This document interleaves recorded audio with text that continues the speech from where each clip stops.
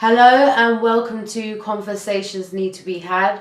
I'm your host, Chantel Gabriella Jazz, and I'm joined today by Sean, also known as Él LÍnko, and we're just going to be having a conversation. So, Sean, I finally got you on the podcast. How are you feeling?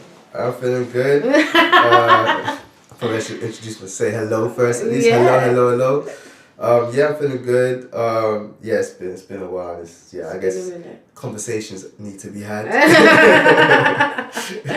So the first question that I actually have for you is, what inspired you to start being so creative? Because you do poetry, rap, dance. You do so many different things. You're also a chef.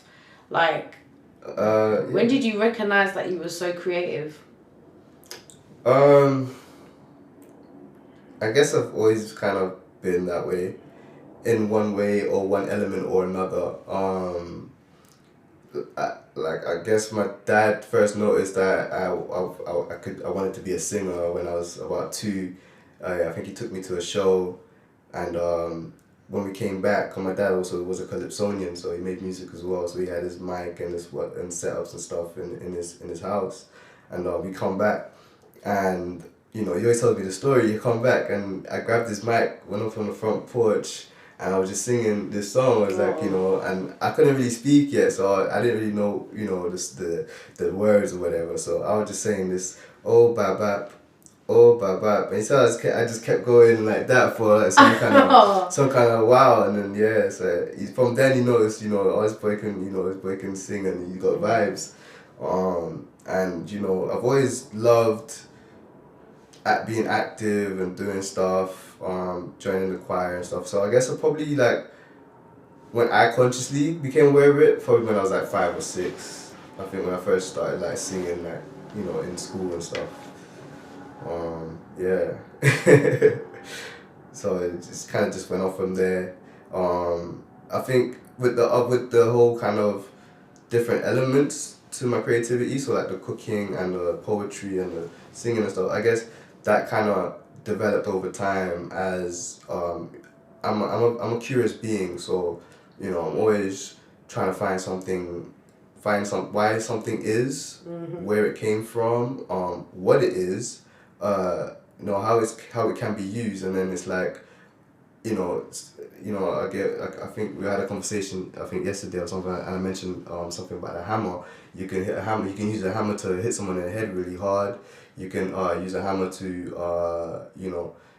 tap a nail back into the wall, into the board. You can use it to pick something up off the floor. It's like it has multiple uses. And so I started doing poetry. I fell in love with poetry when I was 8, and I started writing from then. So that was when I first started actually writing as well. When I discovered poetry. And it was one of those things for me. It was literally it's my second love next to music. It's one of the things I hold closer to my heart, and my poetry, I guess, is the main thing I do now, above all else. And then cooking, always been cooking with my mom and stuff. Cooking was and food. I didn't eat much food as a kid. I literally did not eat well. At 13, that's when my appetite kicked in, and my love for food just blossomed from there. Now I'm just straight on food. Was you one of those kids that was quite picky with what you would eat, or? I guess in some ways I was. There were certain things I just didn't like the taste of, didn't like the sensation.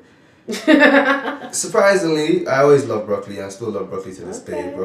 Brussels sprouts were one of those things I didn't try until I came to England. But while I was in Canada and in Grenada as a child, I never had it. I never experienced that. So I always thought I didn't like it because everyone else didn't like it. But I didn't really. I just ate food, man. I ate what was given to me. But then. I said I didn't really eat much, so I ate. but I wasn't picky. It was just like my appetite. I don't think I had much appetite for food as a child. Yeah. But you touched on in that that it was Grenada, and so can you tell the audience a bit about your background, your culture, where you come from? Oh yeah. you've got a lovely story to tell about your journeys and experiences in different countries. Yeah. Yes, definitely. So I was born in Toronto, Canada, and I moved to Grenada at an early age. And I spent a few years in Grenada, and I flew back to Canada, and I had a few back and forths between the two. In the space of like a couple of years or so. And then when I went back to Canada, I was about 6 or 7. Stayed there till I was 8. Came to England when I was 8, and been in England for predominantly for the past 20 years. But with a couple of years out because I went back to Canada for 2. But yeah, so I've had the experience of living in 3 different countries with 3 different time zones, and just picking up the experience from being there. The life was very different in Grenada, like total opposite of what I'm living now, kind of thing.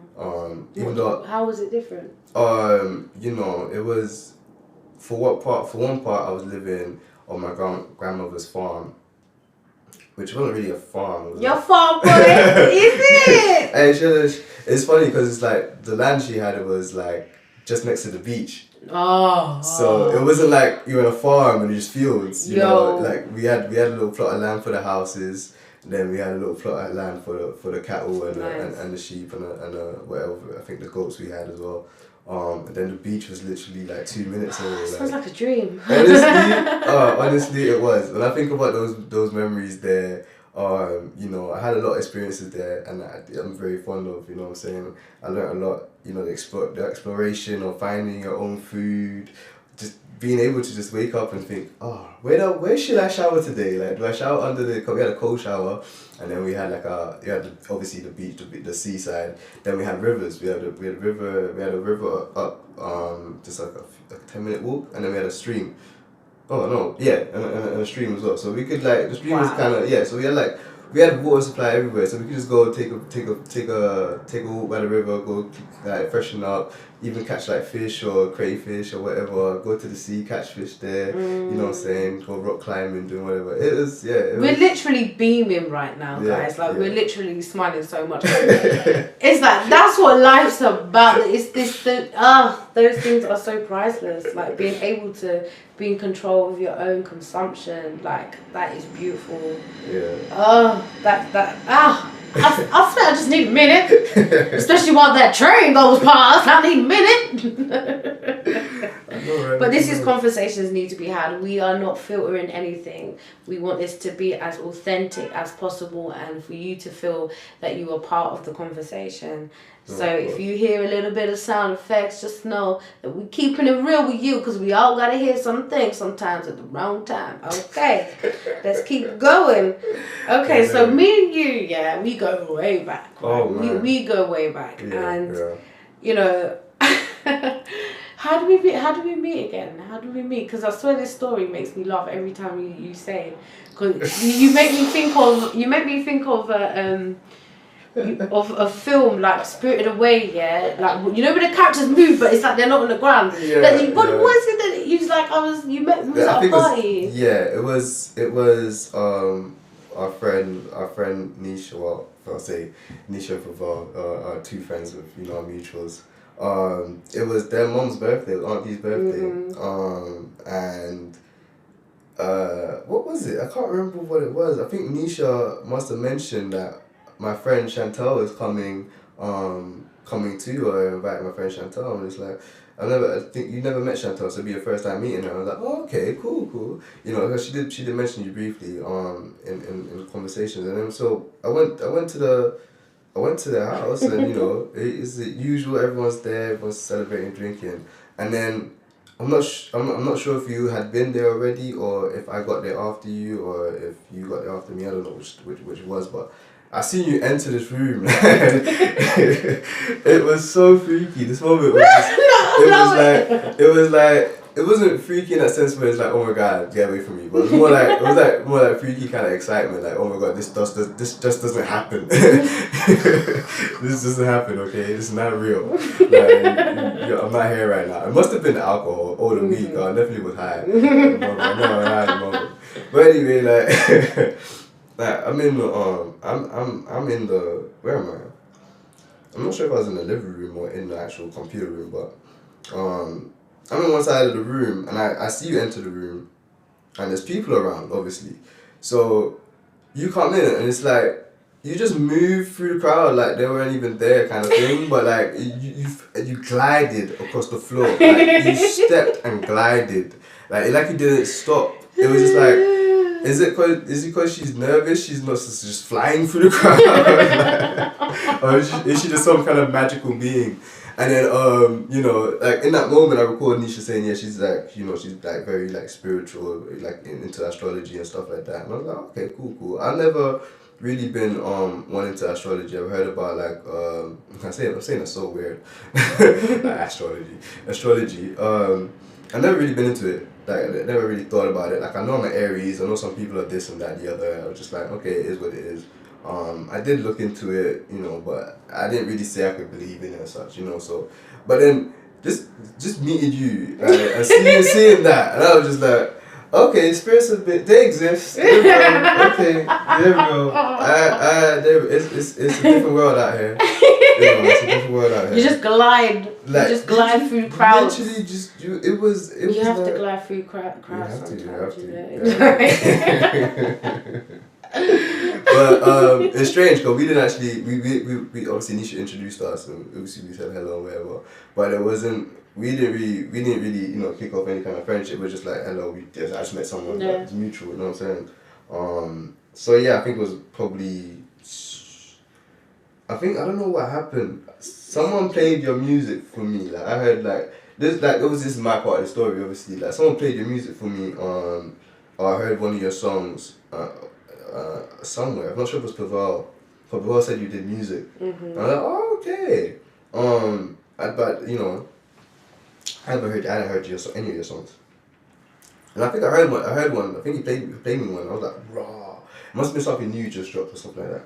And I was like, whoa, she is dope. But it's like, for me, it was a different sound. I wasn't used to that sort of, I don't know, what would you like call your sound? I don't know. I don't have a specific sound. I mean, my voice, I have a specific sound, but music-wise, I don't know what you listen to. I don't know if it's house. I don't know. It could have been a house track. Now that you say that, 'cause I think you were probably working on a project or something with someone back then. But like, even though it was house, your voice and it was like you were singing something differently, but it just blended together. Like two different entities came together and had a baby, and it was like, there you go. But it was really, I was really touched by it. I was moved by it, and I don't know, I can't remember where else we met after that. It was just we started. I had an event and as well, and I invited you to perform at it. I think it was that. Mm-hmm. It was that's when we got closer. Yeah, we spent actual time together. Yeah. But I think it was around Nisha's son's birthday that we connected. We went in my car and I was singing you recorded me and stuff. Yeah.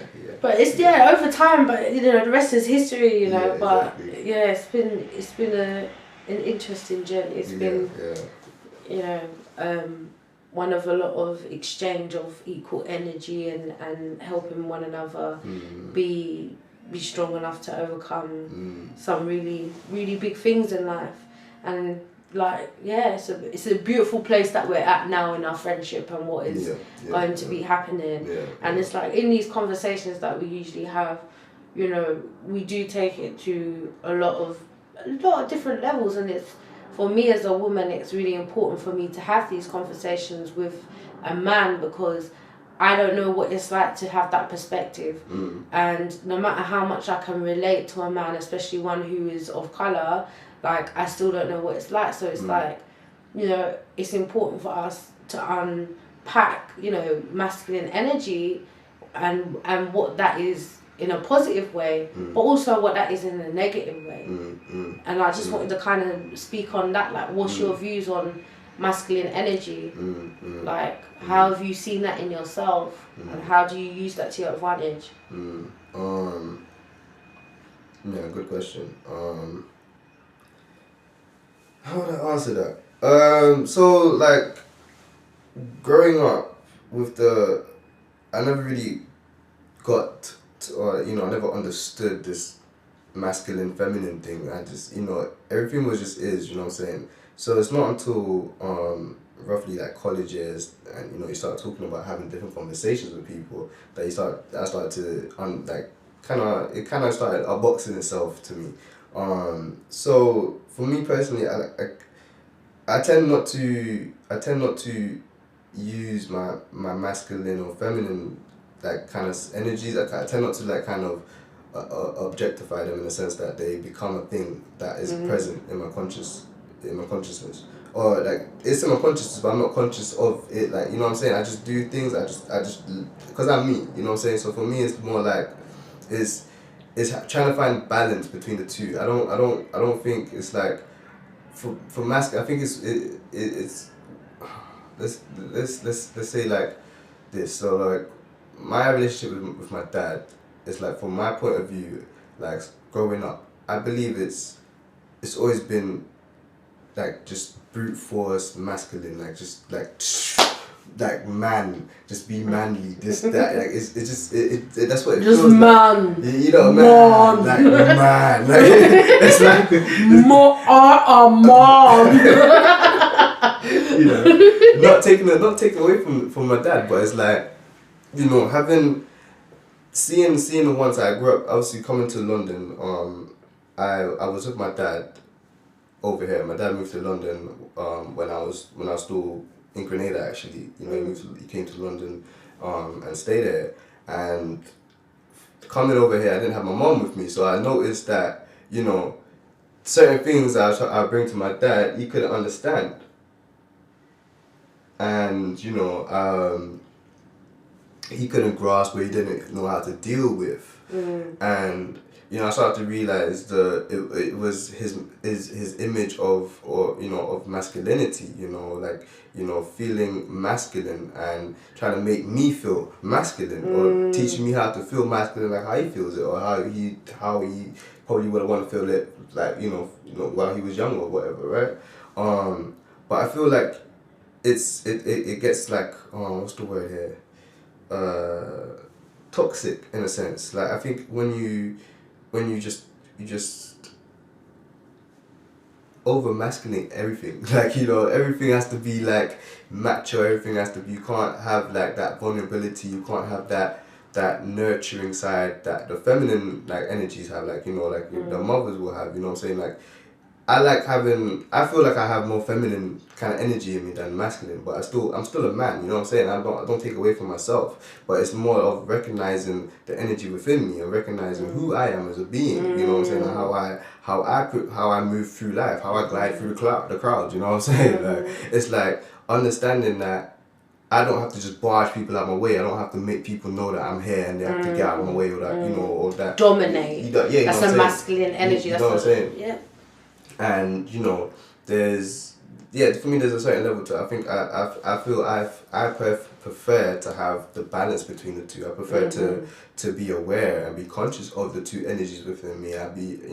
And to know that when someone's feeling sad around me, I'm allowed to share their pain. I'm allowed to share that sadness, because I'm having a bond. I'm having a connection with them. I'm not going to block that out just because it makes me feel weak, or it makes me feel like less of a man. It makes me feel like a woman. You know what I'm saying? Like, no, it's nothing to do with it. It's more, for me, it's like knowing that if too much of one thing is not good. They say, but it's just too much of whatever it is, I guess.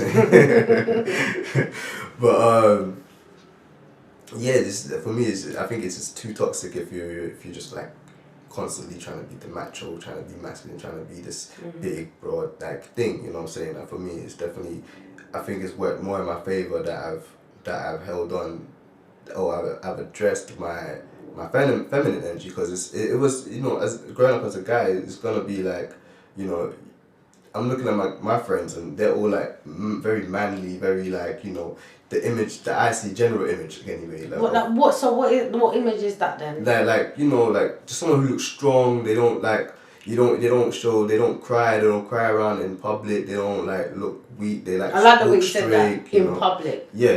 Because everybody cries. I was gonna say like in around company, but it's like, I'll say in public more than I'll say in company. Just because in public you're still in company kind of thing. They're still there. You know what I'm saying? But I'm making a general statement by saying public. So it's like out in the open. You know what I got it like that. That's how I saw it. Right. That's So, how I saw it. I don't know. So yeah. So there's like there's none of that. I think there's watching them be like that, and then addressing myself, looking in the mirror. I was like, I'm not that guy. I don't see that guy when I look in the mirror. I don't feel like that guy. Like, you know what I'm saying? So what am I supposed to be a woman then? Am I a woman then? You know what I'm saying? And these are the questions that I literally grew up asking myself. Wow. You know what I'm saying? So that's where I realized it was getting, no, that's not right. Something's not right here. I should be feeling like, what kind of questions is that? Right? So it's like, that's when I realized, right, no, wait, there's nothing wrong with that. You know what I'm saying? There's nothing wrong with that. It's just who I am. You know what I'm saying? And when I used to watch, like, you know,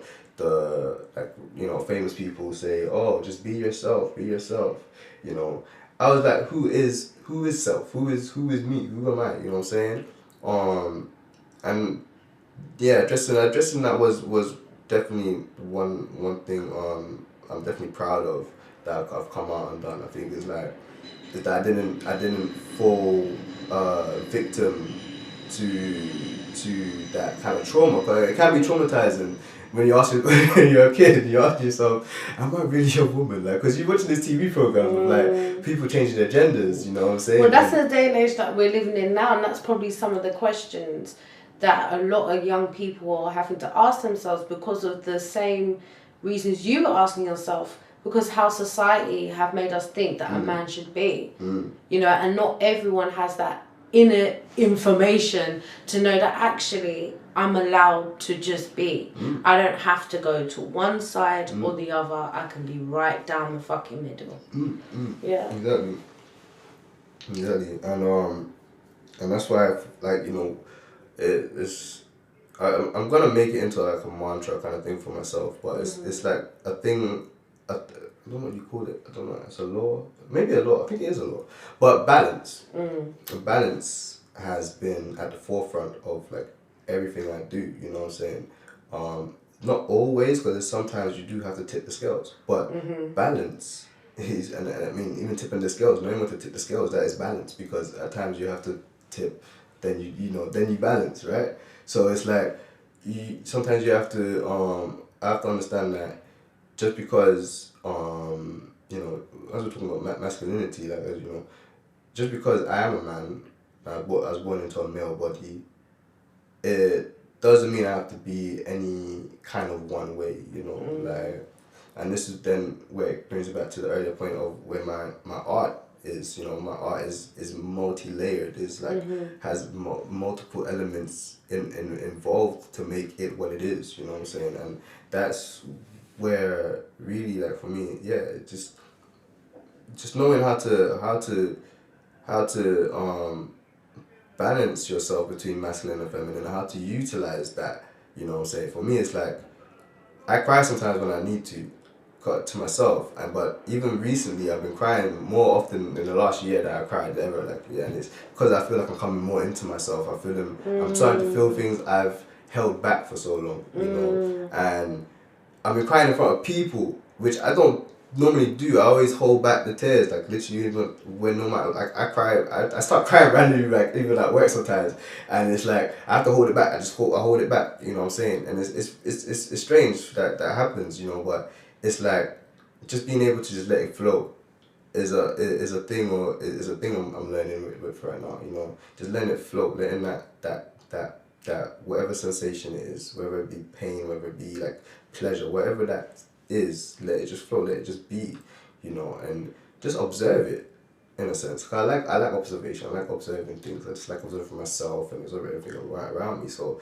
you know, I like sometimes just taking the kind of backseat and just watching, because it's not like I'm taking myself out of the moment, I'm in the moment, observing the moment. You know what I'm saying? Like I'm like it's I don't know. Some people may argue with it, may whatever, but that's how I just look. That's how I look at it. And I'm like, okay, so I'm crying.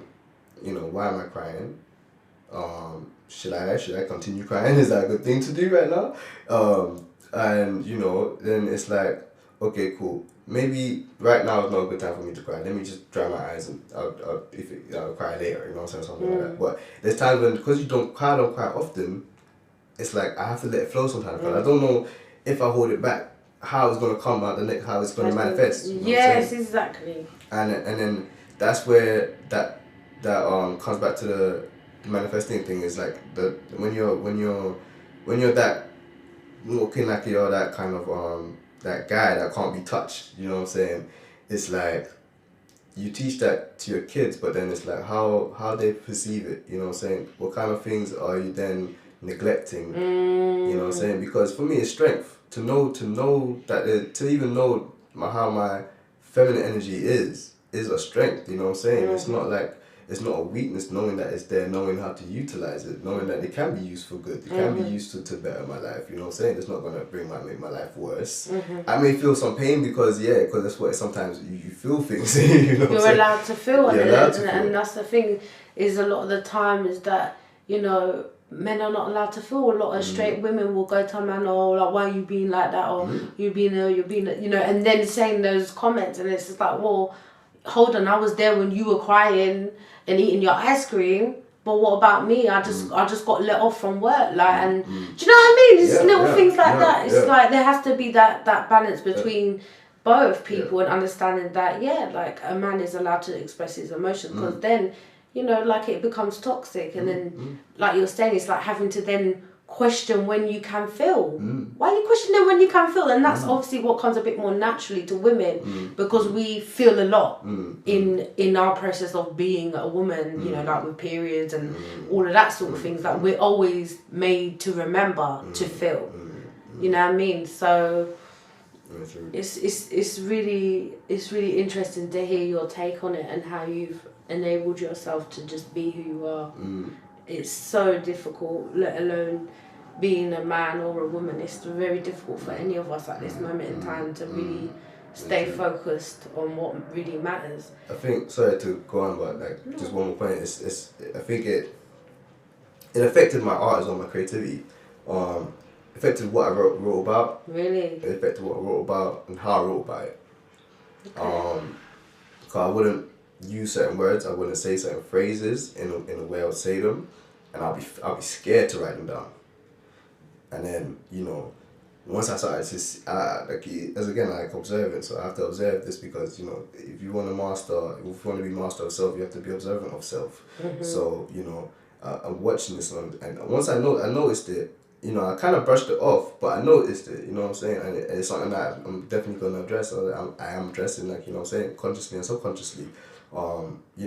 Is getting to the point where you can just write, you know what I'm saying? You can just be, because then it does, to some degree, that it does affect our daily lives. Whether we're at work, whether we do this or whatever, with our kids, with our friends, our peers, in our relationship, it does bleed into those things, and you have to realize and observe how it bleeds into those things, So me allowing my feminine energy to take over, I think it improved my writing, improved the quality, the feeling I got from reading back what I wrote.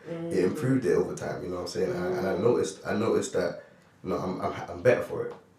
And that's all we could ever really ask for, is for ourselves to be better through the things that happen to us.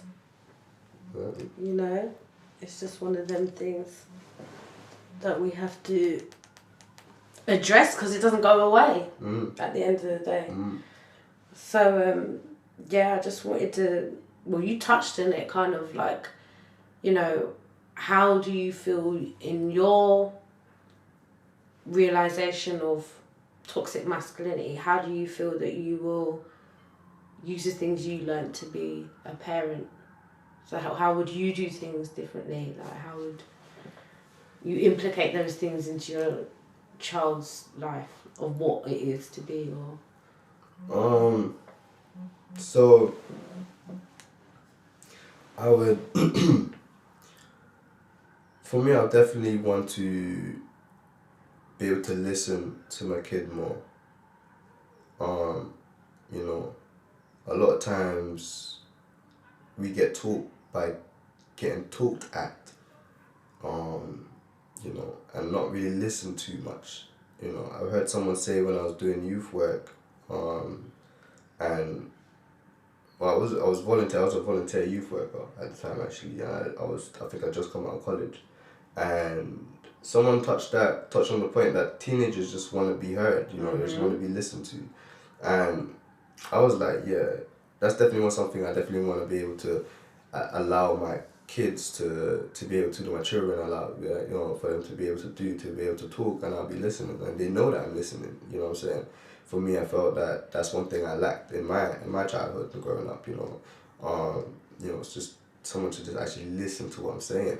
You know, and also because I'm a creative being. It's kind of I probably have I have a space where they can open up, create a space, whether it be like I don't know what kind of space it will be, but it'll just be like a space where they can just create things and do whatever they wish to do. I don't know how to answer the question. It's a very like, for me, I haven't really thought about it much. You know what I'm saying? And so I don't really want to give a direct answer because like for me, I'm ever evolving, ever changing. So, and anything I say now, I'm always gonna kind of find a way to make improvements. So yeah, I'm gonna give them like, make sure I have like a place where they know that I'm open. You know what I'm saying? That I'm open to who they are. Let them be who they are. Know them. You know, teach them about themselves. Because I mean, I can't even teach them about themselves. Because the only one they can teach them about themselves is themselves. You know what I'm saying? Because they're the one living their lives. So at the same time, I have to allow them that, as I said, allow them that environment to do so, and to be so. There's just, I don't know, I have to teach them about balance, I guess. You know what I'm saying? There's I think there's a few things I'll do, but there's like, you know, I'm just gonna try to be the best me I can be and try to show them that, look, you know, this is how I looked at it. You don't have to look at it the same way I do. You know, and I don't want to force my opinions or my feelings or anything, my ideologies on you. Like, you are a separate being to me. You know what I'm saying? You may piss in my face sometimes, and you may spit food at me, and you may shit in the car, like, you know. But you know, you came from me, you're part of me. So it's like you're still a separate entity growing up. You're gonna be an adult, and you know, it's one thing. I think I'm definitely what do you call it? I don't know the word right now, so I'm not gonna use it. But I wanna I'll treat my kid like an adult, right? Really? What do you mean by that? In a sense that I'll give them tasks to do like an adult. Give them things to do, like, you know, make sure they know what a bank statement is. Like, you know, like, make them feel what it's like to pay rent. Make them feel what it's like to have responsibilities. Oh my god, man. That's a lot. What, when they're two? No, obviously not two, but obviously, but like, even at two, there's some kids in Africa you think that don't need to do, not even just Africa, but in places where, you know, that there's poverty, that are doing multiple things at two, and it's amazing they can actually even do that at two, you know. But it's like, they shouldn't have to be doing that at two, but they can do it at two. So what does that tell you about kids? Right? What does that tell you about a kid? Right? Or a child, sorry. Some people don't like the word kid because it means baby goat. But, you know, what does it tell you about a child? Right? And how powerful and how strong they are. Because a child at two can learn to do so many things, can cook for you, like, can go get your water, can go fishing, can come back and do everything, and still, you know, have the house in order at two. Like, what kind of crazy thing is this? Right? Everyone's thinking no 2-year-old should be doing that or should have to do that. And I think for the most part you're right, but then also, are you fully, totally, 100% right? Because then even if I'm being a productive parent, my mom and the mother, sorry, is being a productive parent, and she's looking after the kids, right? If we can see the 2-year-old can look after herself, yeah, I leave the 2-year-old, she go and cook a dinner, come back, and she got she got a whole sandwich, she got juice box, she got like cartons. She got a meal on that. Like, you know, if I see that she could do that, right? Like, even if she don't have to use a stove to make the food, like, she could just, you know, make a sandwich or whatever, simple thing, but she can go make her food for herself and come back and not ask me for nothing and don't make no noise about it, don't cry to me like, oh, you know, me needy. I'd be like, oh my God, baby, you're amazing. You just literally hit the nail on the head there. Of what you're saying is, that's man talk there. You just said man talk. Because a child is meant to be dependent on the parent. You're saying that the child's being needy and asking you to make them something. Yeah, I know. How's that being needy? No, they are your like so. Okay, don't take it too far. I know I said 2-year-old, so I know you understand a 2-year-old. Yeah, you should obviously still depend on the parent. No, but either way, if it's a child, it's yeah. Obviously, it's like it's your duty as a parent to listen, and like you were saying, you want to listen to your children. But it's like I get what you're saying. I'm not dismissing what you said, but I'm just saying that language I only hear from men. I don't hear that from mothers that can't get a break for themselves when all their kids are screaming and this, that, blah, blah, blah, blah, blah. They don't see it as them being needy in a bad way. They're needing because they're a child and you're the parent and you're meant to provide and you're meant to. Of course, do you know what I mean? So it's that I just had to touch on it because some people may not realize. I get that. You get what I mean? I totally understand that. I've heard that a lot from from fathers that have female daughters, and it's like that doesn't make to me as a woman. I don't get that. Obviously, yeah. So you've been in that, like you've had those kind of moments or experiences, right? So as to say that, because I haven't had that, so I don't, you know what I mean? But it's like, yeah, cool. Needy is probably the bad word, a wrong word to use, right? But it's like, you know, when a child is just being a child, obviously, but it's like, but it's like, oh, they had a pack of Oreos, right? I bought a pack of Oreos, say buy a pack of Oreos, and it's like there's six packs of 4 in a whole box of Oreos, and I hold a whole box of Oreos. And now it's just been like, say, one day, right? Not even the end of the day, and the packs are done, and the child is like, I want more, like, you know, and they're just like pestering you for more, right? I'm not saying that, a child should just go to the shop and come back and go get a pack of Oreos. No, of course not. But it's like, you know, there's things of like, okay, cool, maybe I should have bought 2 packs. There's like, you know, I'm not so. Give them 1 biscuit a day. Yeah, I'm not so rigid. You know, obviously I'm not gonna let them have a whole pack of, like, you know what I mean? You just said that. What if they ate it all? You just said so. You're changing your story. Don't change your story. No, but we're trying to picture this in our brains. Now you're changing the story. Get back to the story. The story is the packet gone. Right. Cool. All gone. So child ate all. Yes. And they're nagging you about it. Like, for me, it's just like, they do things like that all the time, where it's like, you know, you finish something, you gotta go back. I mean, I was like that as well, you know what I'm saying? I know. You are that. Yeah. I mean, you love food. Yeah, I do. You would probably eat the packet too. So what are you moaning about? No, I'm actually that child who eat the whole packet. I would eat the whole packet in one go, I'm not gonna lie. So it's like, I mean, and obviously being a child, right, you're thinking, you just thinking about yourself in that moment. You're just thinking, I just need the whole pack of, like, another pack of Oreos, buying another pack of Oreos, I want 1 pack of Oreos, right? But it's like knowing that, okay, cool, like, maybe I should not eat the whole Oreos. If I notice a child, because children, right, they're kind of like, because they're like open books, right, you can kind of feed them anything and they're gonna take it in, you know what I'm saying? So also you have to be careful what we put into it. So it's like, if for instance, right, whatever I fed the child up until that moment, right, to make the child then either be like, oh, pestering me about to get another pack, and obviously I probably in that moment probably wouldn't get another pack. I would just probably let them make noise. Probably do something else. I don't know, find some way to, like, kind of distract them from that thing, you know what I'm saying, to make them realize that you don't actually want you don't want another pack of Oreos, you just want something. You want something to fill that kind of need or want. You don't actually want a pack of Oreos, you just think you do, you know. But it's like, if they were, for instance, get to that point and they're like, you know what, I got a whole pack of Oreos, I don't need to eat the whole pack now. Maybe they ate 2 packs and like, oh my God, I ate 2 packs. Maybe I should slow down. If a child thought like that, and I see that the child was like proper thinking about the second or the third pack of Oreos, and they stop themselves, or, you know, even if they eat a whole pack and they're thinking about another pack, and they stop themselves from actually wanting that to go that extra mile, I'd be like, well done, you deserve a reward for that, because most adults are not even like that. You know what I'm saying?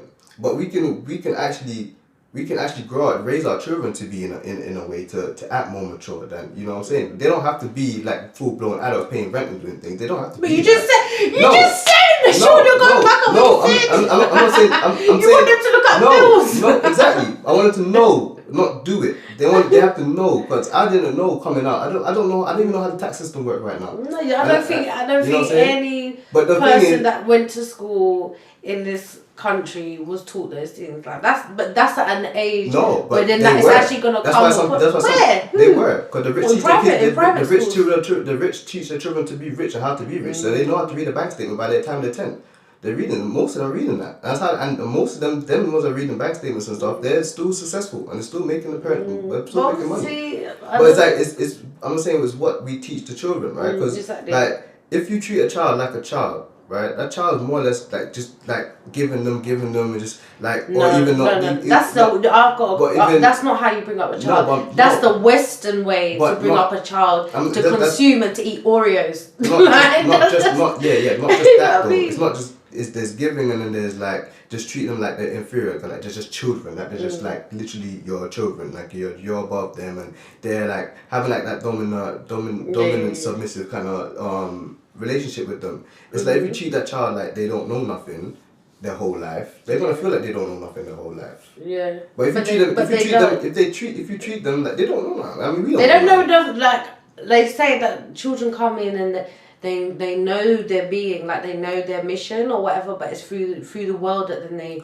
discover it. And I feel like that personally, but it's like I think personally that it's our duty to teach our children, and I think I agree with you, like in the fact of as young people we should know about real life issues like taxes and blah blah.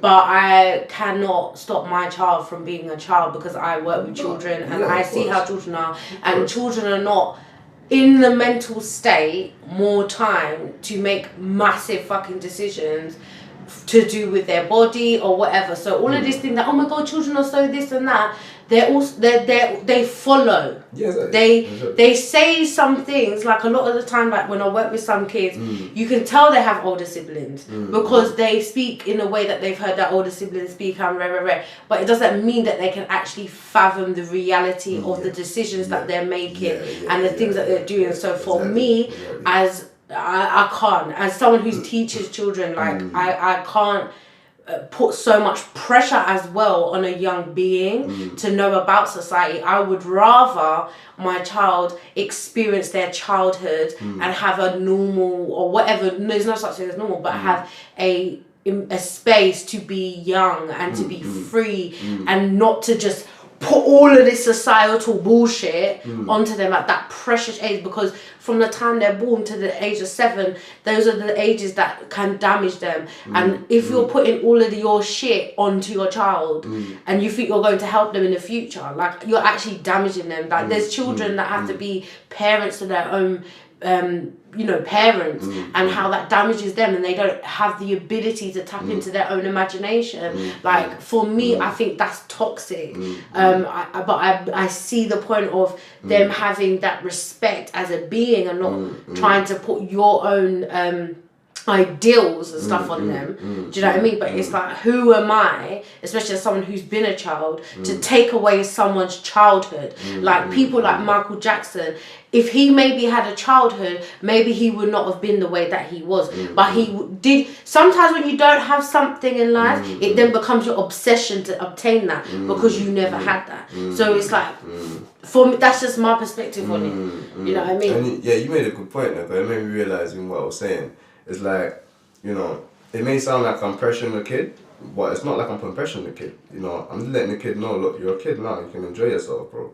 But know that when you get out there, when I came out into the world, like, it's like my dad taught me some things, but there was like things I wish he had taught me. You know what I'm saying? I'm just letting you know. You need to know that early, because if you don't know that early, you're gonna be behind everybody. Definitely else. Before you got to catch up school, after secondary school. But I'm saying even during secondary school, that kid, like I believe like the brain I have and the mind I have and what my dad had. No, but I mean like them to know those stuff. Oh yeah, before they leave secondary school. Well, yeah, definitely. Do you know what I mean? Yeah, definitely. That like when we were doing that's a key point. all of that That's a key PSC and all of that, we should have been doing that. Yeah, definitely. I think like by the end of secondary school, that's a key moment like to know these things. Because then that's when it actually becomes apparent. Because then you don't get taught. It's like you don't get taught none up until that moment, and you get dashed out into the ocean and thinking like, yeah, I'm gonna just swim. Like, no, gee. It's like some of them do. Obviously, some people pick it up. But it's like, right, no one showed me this. Like, what, I'm just gonna have to, you know what I mean? And it's like for me, it's unfair going through that as a parent and then having my child to go through that again. I'm like, nah, bro, I got you, fam. Like, you know this beforehand. Like, the thing is, and then it's like also depend on the child. I'm not gonna force anything onto the child because for me, I know how to. I'll say I'm not how teaching, but I'm not. I've been in so many different schools. You know what I'm saying? So it's like I've seen good, bad, and ugly teachers. You know what I'm saying? I haven't seen the worst. Cause I've seen some like horrific events in classrooms. I'm just like, wow, bro. Or even heard stories from my school how it used to be. And for me, I know that each child is different. You gotta teach them in different ways. You have to adapt and evolve your teaching skills on how you teach and how you approach that child. You know, when you go to teaching them. You know, so for me, it's like. If I see my child is like, you know, it responds in a certain way, it does certain things in a certain way, I have to like find a way then to interact with you better. You know what I'm saying? How are we gonna communicate? Because like there was rigidness in me and my dad's relationship that I've seen that I don't want with my children. You know what I'm saying? It's like I'm running a brick wall and it's not moving, you know. And he feels the same way, but it's like because if you're not trying to budge or change your shape, I can't run through you, and we can't run together. You know, there'll be like, you know what I'm saying. It's like we're not gonna create that flow of like what's the word here, like I'll go back to our earlier conversation really that we were having, but I mentioned the flow of energy and stuff flowing around the infinity. Explain to the audience. But it's like it's just having that kind of so me and Chantal were having a conversation earlier, and I brought up like this image was in my head, the infinity sign. And you know, it was just in the moment having a conversation. So this is not just to talk about infinity, but this is more just how the flow of energy works between parent and child. It's like having the parent in one loop, the child in the other, and the flow of energy is going around in the infinity loop, because obviously energy flow is infinite, so that's why it's infinite sign, right? But it's flowing around and it's flowing around in that infinite loop. But then when there's like certain barriers, you know what I'm saying, like when you have certain barriers between the parent and child, like if like for instance, you know, one of you just being stubborn, whether it's the parent or the child, that flow, whether it is actually flowing like that, it is not. It's knocking against each other and rebounding back. You know what I'm saying? And maybe little bits are going through and going around, but then it's just hitting a wall and it's just fuzzing out. So it's like how do you reduce that fuzz? You know what I'm saying? How do you take it out, rub it out until you actually float again? Like, you know what I'm saying? How do you actually? Because I mean, not every parent and child has the perfect relationship, and you know, not every parent loves their child, which is you know what I'm saying. So you're not always gonna have that flow there. That flow there with every parent and child. So it's like knowing what you want, I guess, is gonna be key in that in that thing. But it's like for me, I want to have that environment where we do flow. You know what I'm saying? If my child don't like me and you don't like being around me, that's fine. You don't have to be around me. You know what I'm saying? If that's it, just like you after you grow up and you want to move out of the house, then yeah, do your thing. You know what I'm saying? But if I got to look after him, I have to look after you, my child. You know what I'm saying? But it's one of those things that if you want to lock yourself in a room and play with your toys or do whatever you do in your room, obviously I come and check and you're not going to try to be like neglect you because you're in your room. But it's like, you know, I'm gonna let you do you because you're doing you. You're happy. I ain't hearing you crying. You're not doing anything. You know, like making sure I check up on you, make sure you're alive at least. You know what I'm saying? What kind of crazy experience you're doing? But you know, like I want to have that space where you know they can talk to me. I can talk to them. We can share things. You know what I'm saying? I don't want to feel like they have to hide anything. I don't want to be able to. I don't want to make them feel like I'm hiding anything. I don't want to like you know. I don't want to be have this passive aggressiveness or you know it's like. It's just not needed. I think you know. So I feel I don't. It's weird. You know. Thinking about the original. There was an original point to the whole thing, but you know, I kind of went from the right there. Sorry. It's all flowing. That's how we roll when conversations need to be had. We just want it to flow, and I just think I think we all have that that preconceived notion that a father is more disciplinary than the mum, and all of this, you know, authoritative and like, oh my god, if I tell my dad and like all of that sort of stuff, and it's just like, you know, I mean, I guess some people don't even have that opportunity. They only have a mum that maybe has to take on that energy, but it's like, I think that's more damaging because you shouldn't fear your dad, and you shouldn't feel that you can't speak to him, because the way that I see it, the role of the father is like the protector. So the protector should be so warm and inviting that you allow yourself to be protected by it, but not in a way that is of possession and of ego and of the things that are not fruitful. Do you know what I mean? That can become very twisted and bitter and self-serving and not for everyone. You know, and it's like, I think that's where it needs to get to that angle. You know, with some fathers. You know, you touched on a good point, because you see, like, you see the way, like, the kind of father I want to be. Even though I mentioned all those things, sometimes I think, like, is my goal so big that it's gonna actually stress out my kids, like, you know, like being in my footsteps, you know, walking in my shadow kind of thing?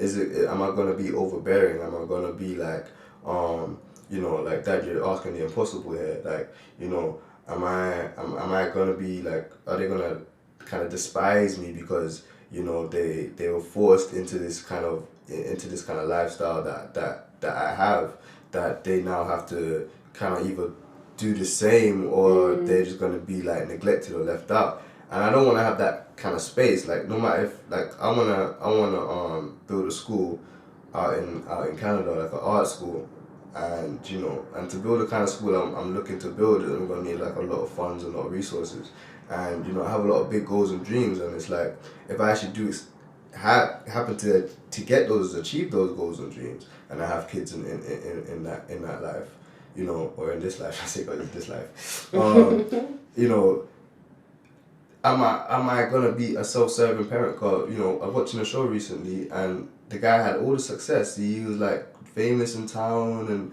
this, that. He helped build half the town, and, you know, but he was a psycho parent, psycho dad. Like, and the thing wasn't even psycho like that. It was psycho because he was like passive with it, because it wasn't like he would.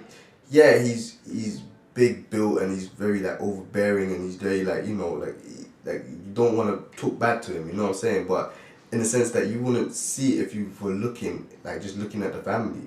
But behind closed doors, he was doing some crazy stuff, you know what I mean? What was he doing? Yeah, he was having basically he's having sex with like transgenders. He had like I think he has like a fantasy for, or like a fetish for transgender people or women. Well, men, I don't know what it was that he liked about whatever it was, but he had this thing where he videoed them, and he would like do a little thing where he puts his finger in their mouth and video him doing it, have a little conversation. It's weird, and like, this guy is a straight guy who has a beautiful family. His son's a star quarterback, and, you know, he has the best chili in town, and he has a business booming. But then you're doing this behind closed doors, and it's like, you know, it was strange watching that, because I don't want to be that kind of parent where the kid feels like, I want to have to like dominate because dad is like that, you know what I'm saying? But I just want to, I would see, even me, I was like that, you know, my dad did music, so I did music, you know what I'm saying, more or less. Like, you know, the maths, he liked maths, and I like maths like this. I don't know, it's naturally happened, you know what I'm saying? It was like, is it me, or is it I'm just trying to fulfill his boots, you know what I'm saying? So I want them to know, I want them to at least to understand that, you know, whatever you're doing, I want you to do it for yourself, not just because I say to do it and I say it's right, you know what I'm saying? Understand that where I'm coming from is because I've seen how the world is, and I feel like if you have these tools when you go out into the world, you'll be a better man for it. You'll be better prepared for what the world throws at you, because you have these tools already in your shed, you know what I'm saying? If you don't have these tools, you have to acquire these tools out in the world, and it's harder to acquire these tools when you don't have them, you know what I'm saying? So for me, it's like, if I give you these tools and you take them out, that's cool, you use you. But if you don't want to take these tools, you know, I'm still trying to make sure you get these tools, because I ain't trying to, you know, let you leave the house a fool. But if that so be the case, then that so be the case, because then you have to, that's your journey, that's your path, you're gonna have to learn, my friend. You know what I'm saying? Because I had to learn. You know what I'm saying? I had to be stubborn with my life. I had to choose to take risk after risk. You know what I'm saying? I started on the entrepreneurial paths like 8 years ago. I learned about entrepreneurship and becoming a millionaire, living a wealthy life, and aspiring big, and how to get into that mentality, how to tap into that mentality, how to master oneself, how to dominate like your field, and how to be a better person, and all these kind of things. You know what I'm saying? And I'm just like, well, yeah, cool. Some people are happy where they are, as you know, like having this life. My kids were born in this life, you know, like with this. I had a house, like, you know, normal sized house, or I lived in a flat or an apartment building, and you know, they went to the public school and whatever. You know what I'm saying? They will probably still be happy. You know what I'm saying? And alright, but then it's like, what else?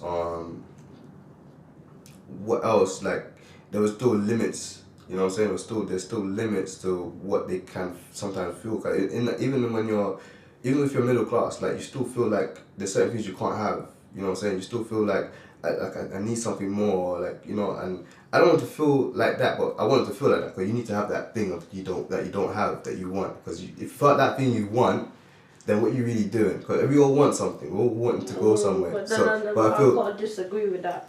I've got to disagree with that, because to me that's the consumerist mindset, and that's when people never become satisfied for anything that they have, because they're always aspiring for more instead of being blessed with what they have in the moment. I don't think there's anything wrong with aspiring to reach your dreams, but to me, when I was hearing that, it just sounds that's the mentality that this society wants us to have, that it's never enough. It's never enough. And it's like, more time with these people that have the big houses, have the big cars, have the business, that have all of those things, they're still unhappy because they haven't hit the nail in the head, is actually to find peace. And peace is not to just be in silence. Peace is to be able to deal with the madness around you and still be centered. Do you get what I mean? It's like, when does that ever end? Because it doesn't end.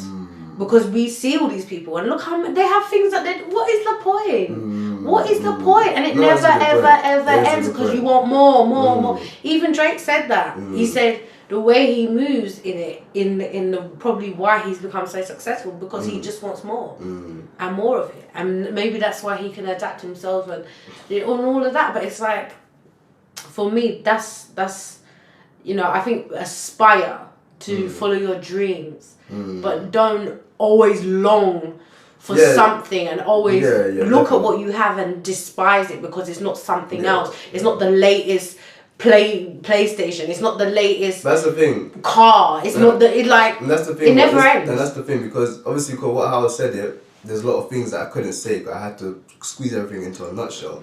But that comes along with it, what I'm saying, because I have to teach them within all that I'm doing, because obviously I still want that kind of luxurious kind of lifestyle, but then it's like, I know I may want it, but it's like it's not really a necessity, you know. I just want it, you know what I'm saying, because I didn't have it, you know what I'm saying. But it's like, I want to be able to just be able to do nothing. If I ever wake up one day and I'll be like, I don't want to do nothing for the next month, I just want to just chill, relax. But you still have income. Exactly, I want to be able to do that. I want them. I don't want to feel like if I stop working for a month, my child ain't eating. You know what I'm saying? Like, if I want to take my child for a 6-month holiday, well, obviously they'll probably be like, I don't know how old they're gonna be or what kind of school they're gonna go to for taking 6-month holiday. Because nobody's really gonna let the child out of school for 6 months. Them? But you know, that's an option too. But you know, if I want to take them off for 6-month holiday, I'll take them off for 6-month holiday. You know what I'm saying? With no detriment to them. You know what I'm saying? They're enjoying life, and they're actually still learning while they're on holiday. They're not stopping learning things. They're learning things. They're seeing things, experiencing things. You learn more than the kids that are sitting at the school, I tell you. Exactly, and learning differently, because they're learning through the actual body, learning through hearing, learning through all their senses are opening while they're learning.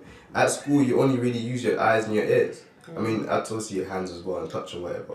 But they don't really explore it like that. You know what I'm saying? They don't really give you that. I mean, some schools probably do offer you that kind of thing. You know, like I'll say my school probably didn't really offer all of that. You know, but it's one of them things. Yeah, that having to learn that in a different, other than just textbooks all day, man. Textbooks ain't even all factual anyway. Like this is it. But you know what? Touching on that, it's like at the D schools that I work at, it's more tailored to the individual, and it's more, using all the different senses and how that person learns and incorporating that into the curriculum, into the daily structure. Obviously with people that have autism, it's very different. They need to be taught about routine and certain things. So you have to really put, I've worked from babies to at secondary school, so I've seen them, how these little things implicated from a young age can then help them deal with reality or deal with society, really, to be honest, and sudden change, because people that are autistic can't deal with things that just, are out of routine. But it's like, I wish that some of that was implicated into mainstream schools, because I've worked in mainstream schools as well, and it's like, the child that doesn't learn how everyone else learns, like what you said, is just literally by what they see and what they vomit back out that the teacher just said to them, because they're just remembering. They only use their memory, basically, because I'll tell you the truth, like, I can't remember hardly anything I was taught at school. Like, I literally cannot remember anything. But it's like, I learned in a different way. The reason why I excelled at certain things, like sports and that, is because it was active, it was physical. Things like drama, like, it's active, it's movement, it's expression. Like, sitting at a table and there's a board and some teachers telling me, especially when it came to fucking year 10, 11, it's like, oh my God, all of a sudden I felt like I was put on like these new batteries, because we all got to learn this stuff before these GCSEs. It's like, you're not teaching me anything. You're literally just, because of this whatever, you want me to just learn this stuff, and I'm not going to ever use this shit ever in my life. Like, I'm 30 years old and I've not used algebra because that's not my path. I'm not doing those certain things. I think, and the thing that, even though I think this, they're actually making it worse for children now. But it's like, I think that should be how children are taught, is singular to them as an individual. So for instance, if some children have a short attention span or whatever, which most children do because they're children, doesn't necessarily mean they have a problem. But anyway, that's another thing. But you should be able to then take them outside. Some children go to like nature school and stuff like that. Like, they learn about plants, and like, there's different ways. And I think in this hustle and bustle that we are in, it's difficult for parents to even think about that, because they've got to pay the bills and they've got to work. So I've been, you've just been told, like, okay, you have a child, you can put them in nursery, you can put them in school, and people just don't question, they just do. But a school actually means like fish, like bundled together. That's what a school is.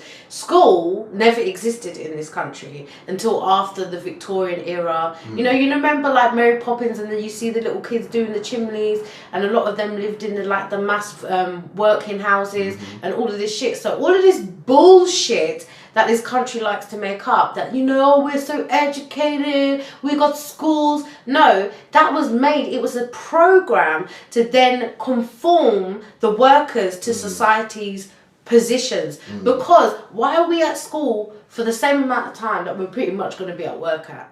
Because it's getting our bodies, it's getting our minds and souls ready for that. And more time, we're all working so fucking hard for what?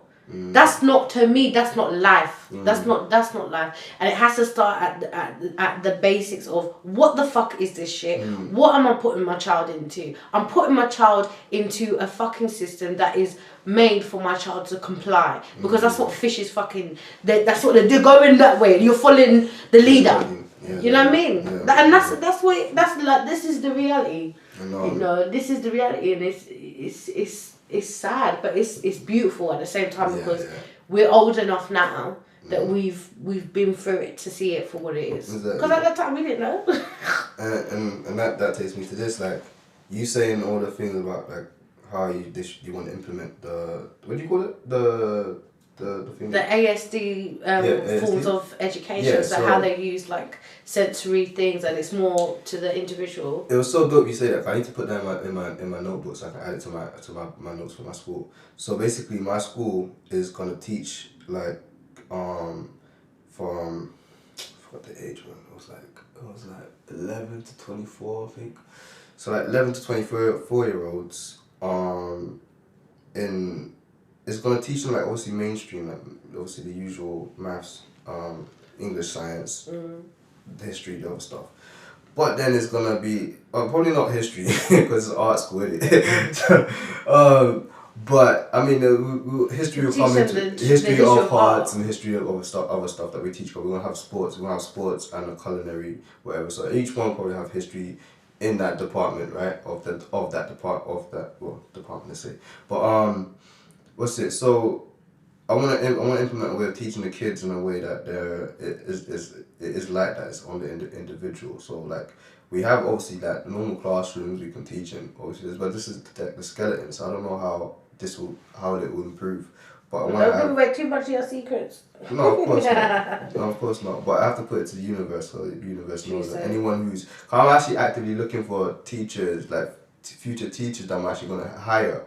Partners are going to help me with the school, and people who are going to like sponsor and do whatever and work with me to actually build the school, because I need a huge team. Because like it's gonna be like like I still have to I think I have the numbers written down. I can't remember all the numbers now, but I'm like it's a couple hundred teachers. I think about 200 staff. So probably maybe more, but it's a big school, so I need a huge team. But it's like I want to teach them in a way that they don't look at.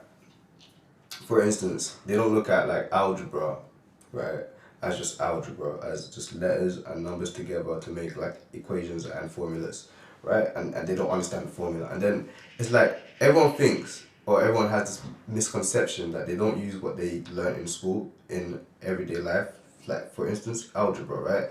We don't consciously observe it as algebra, but we actually use it in our everyday life to work out the time in our day. For instance, we have 24 hours in one day, so we actually will work out how much time we have in that one day. So we have like 24H in 1D. You know what I'm saying? It becomes simply just like that becomes algebra, right? And then you break it down into how many hours in that day you get to sleep. Then you have 8 hours of sleep, right? And then you have you can call it 8HS or whatever, and you can just add, take away, minus, times, whatever, right? But we still use it. We just don't call it algebra, but it's algebra. When you understand that, right, it makes your mind work a little bit different.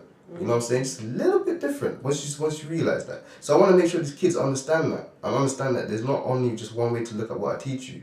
There's multiple ways to look at things, and this is how it's an art school. So you have to be creative. So everything is gonna be like that. So culinary arts, to the football, to the science of football, to the art of football, how you kick a ball, how you make the ball curve, how you make it like you can make a ball go like this and like that in the air. You can make it go like swerve in like 2 different directions in the air. You can make it go back on itself like a wave in the air if you just kick it right with enough force. You know what I'm saying? And players can do this consciously because they've been kicking the ball so long. You know what I'm saying? And it's like how some kids look at that's amazing, man, I can never do that. Yeah, you can. Yeah, you can. You know what I'm saying? You just got to know how to do it. You know what I'm saying? And so this is why at the school, like that's kind of one of the things about my school is gonna teaching them that way of art. The art is teaching the kids how teaching the future artists. You know what I'm saying? Because I don't want a teacher. I want a teacher, but it's like you need to be doing something. You know what I'm saying? If you're teaching maths, you have to be a mathematician, or you're doing something great. You've done something great. You have that level of understanding of maths. Yeah, but that's when you usually become a lecturer at universities and stuff like that. That's the thing. Or doctor. I don't want no lecturer. Like in some cases, yeah, some classes probably have to be lectured in some cases. But it's like I don't want that kind of rigidness. I don't want that kind of. It's too boring. So this is literally just talking at you. Exactly. It's like, well, I've not gone to university, but I mean, some professors are more entertaining than others. Yes, of course, because everyone is different, of course. But that whole thing of having the man at the board, and you're sitting up in the bleachers, like it's like, like let's make it a bit more entertaining, more interactive. You know what I'm saying? I like having fun, and I want. If you're a child, fun is like at the forefront of your mind at all times. Exactly. So you need to have fun. I need to you know what I'm saying. You're gonna learn your basic, but then you're gonna like at one point in the school they're gonna branch off into mastering. So when I say mastering, they're gonna focus on what they want to actually do. But obviously they're kids, so they don't really know. They're just gonna like do it. So I still want them to have to be able to to be flexible, but I still want them to know that there's a path where you can master something. You know what I'm saying? Put the time in, and like whatever. But yeah, there's like that the way to teach the kids definitely has to change. That has to change. Like we can't have our kids growing up like this. I want to take my kids to school and then see them come back nuts. Like what? As they do, as they do. I mean, it's gonna happen, isn't it? But it's just like, whoa, man. Wow, what a conversation, what a podcast this has been. Damn, time has flown. I'm gonna have to round it up a bit now. But I feel like you've touched on already like some of your aspiration and goals for the future. But yeah, like, what is the future for Él LÍnko? So what is happening? That's a good question. You say Él LÍnko, and obviously like I'm gonna answer it, but it's always weird when you have like you have a stage name and you have the actual being. So I'm Sean, but I'm Él LÍnko. So it's like, what's Él LÍnko doing and what's Sean doing? You know what I'm saying? But yeah, now I'm currently not doing much in the way of music. But I'm currently writing a second book. I'm looking to publish my first book, which might be turned into an ebook. So it's gonna be a book of poems. I haven't put a date on that, but I really want to do that in the next couple of years, like next 2 years tops. Get that published and out, and then continue writing the second book. I don't know how long it's gonna take to write it, but I ain't got timing on that either. I'm doing forex trading, so right now forex trading is like my main thing that I'm doing. The music will come after I start being more successful in trading. I want to make sure I have my finances right, my money right, before I get onto everything. Okay, right now I realize I've been doing things without a lot of money, but I've not been smart with what I've been doing. So I was like, I might as well just make money instead of just throwing my money out there. You know what I'm saying? Just throwing it willy-nilly. So let me learn to make money, and then let me utilize my money in the fields I want to utilize it in. So yeah, going from there, I want to start a food blog. I've already started my food vlog on Instagram. My Instagram page is king.l.linko, so it's king.el.linko, for anyone who wanted to know. But I have my freestyle chef Linko little segments on there where I get in the kitchen and I just cook up something, whatever in the cupboard. I want to take that to another level now and branch off into YouTube and my own website and stuff like that. So y'all can look out for all that stuff coming in the future. But as I said, I'm just focusing on building right now. Yeah, that's the plan. Oh, and I'm migrating.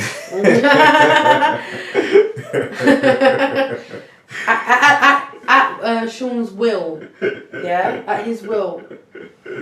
He's not being forced to do so, at his will, and I'm really excited for Sean because this is gonna really change his life and make things manifest in his life. Like he said, he's taking some risks, and you're taking some more risks, aren't you, Sean? That's what it is. Yeah, so after so long now, finally flying back to Canada. Gonna see Mom. I ain't seen her in like almost 12 years now, I think it's been. So yeah, it's been a minute, and I'm super excited, super nervous, super emotional.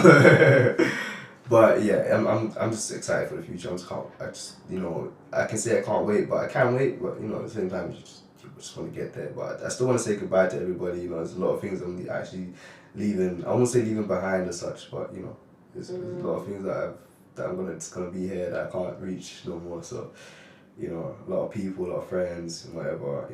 Memories, experiences, and stuff. But I'm happy that it's finally happening. Bring it on 2020. Bring it on, baby. Thank you so much for coming through. You're welcome. Oh, I really Thank you for appreciate having me. that. That's absolute pleasure. I just think I need a moment. I'm just gonna end it here. Get in touch. Let me know how you feel about these podcasts, and stay blessed, man. Stay well. Hello, I'm Chantel Gabriella Jazz, and you've just been listening to Conversations Need to Be Had.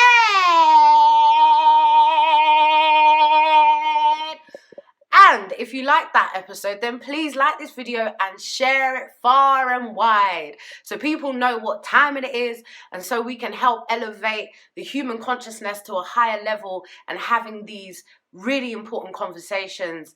If you would like to engage with us on social media, then feel free. We are on Twitter, Need to Be Had. We are also on Instagram, C.N.T.B.H.